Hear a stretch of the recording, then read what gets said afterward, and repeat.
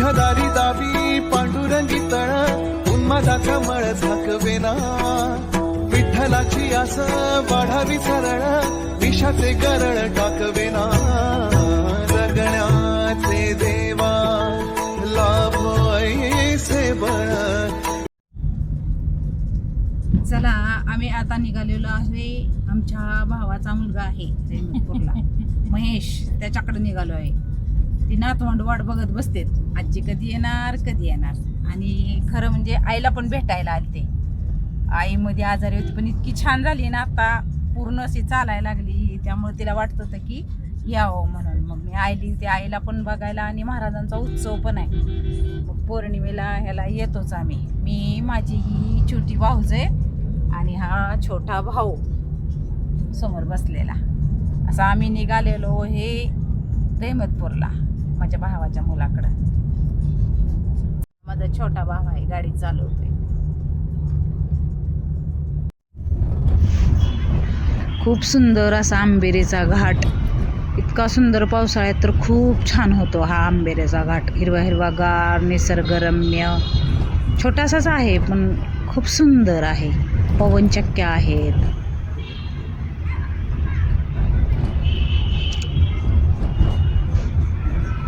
आंबेरीच्या आणि रहमतपूरच्या मध्येच आहे हा घाट.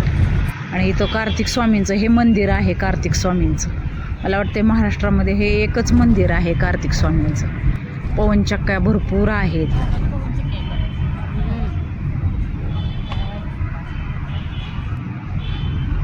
उंच उंच सह्याद्रीचे डोंगर दऱ्या, इतकं सुंदर निसर्गरम्य. सातारा, महाबळेश्वर सगळा भाग तिकडचा खूप छान आहे. आणि थंडी खूप पडते ह्या भागाला. हा सगळा डोंगरच आहे आणि जंगल आहे सगळं पूर्ण.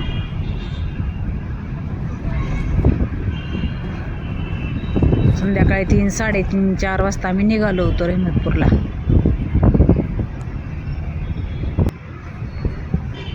सूर्य मावळायला लागला होता असा, झाडातून असा डोकवत होता. इतकं सुंदर वातावरण झालं होतं, खूप छान.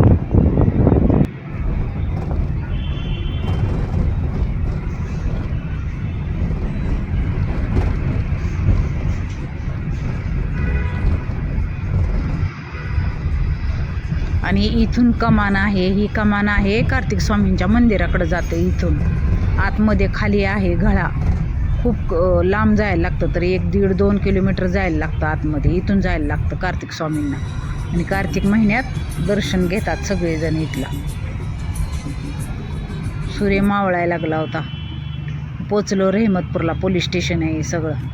हे आहे रहमतपूरचं पोलीस स्टेशन. इथं खाली आहे पोलीस स्टेशनचा आवार आहे. सगळं गाड्या ते लावलं होतं हे सगळं. इतकं सुंदर. आणि हे आहे दत्त मंदिर. इतकं सुंदरच आहे पोलीस स्टेशनमध्ये. रहमतपूरचं पोलीस स्टेशन हे आहे दत्त मंदिर.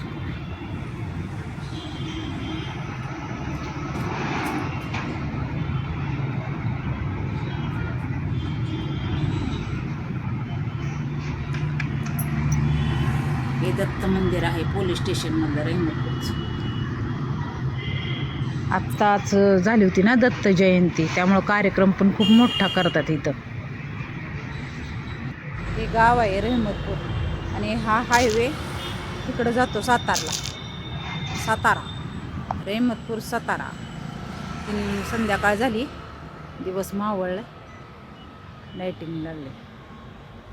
सगळं पोलीस स्टेशनचा एरिया आहे. झाडं बिडं आहेत. हे दत्त मंदिर आहे.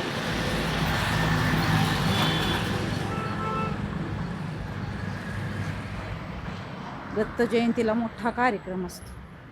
हे माझ्या भावाच्या मुलाचं क्वार्टर आहे. हे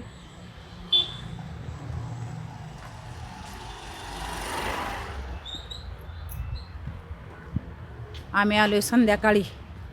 बाहेर जायचंय जेवायला म्हणून.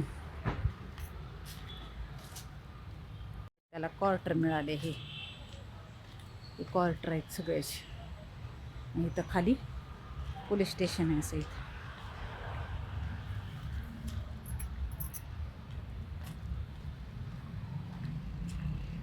बकुळीची ही जी झाड आहेत, खाली पोलीस स्टेशन आहे.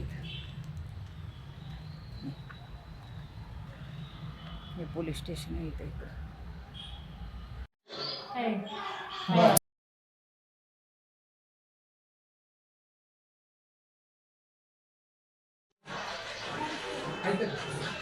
नंतर गेलो आम्ही हॉटेलला जेवायला सगळे मिळून, भावाची सून, मुलगा, माझा भाऊ, भाऊजय सगळे मिळून.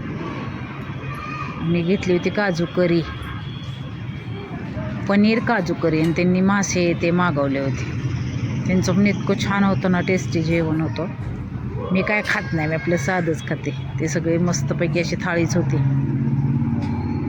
सगळेजणी जेवलं. हा माझा छोटा भाऊ आहे, ही भावाची नात आहे, ही छोटी भाऊज आहे. असे सगळे म्हणून. आणि ही माझी आई आहे. मी आईला बघायला गेलते. आई आजारी होती मध्ये खूप, आणि आता इतकी छान चालायला लागली ना. तिला स्वेटर अंगात घातलाय आबोली कलरचा. तिला स्वेटर घेऊन गेले होते, खूप थंडी असते ना तिकडं.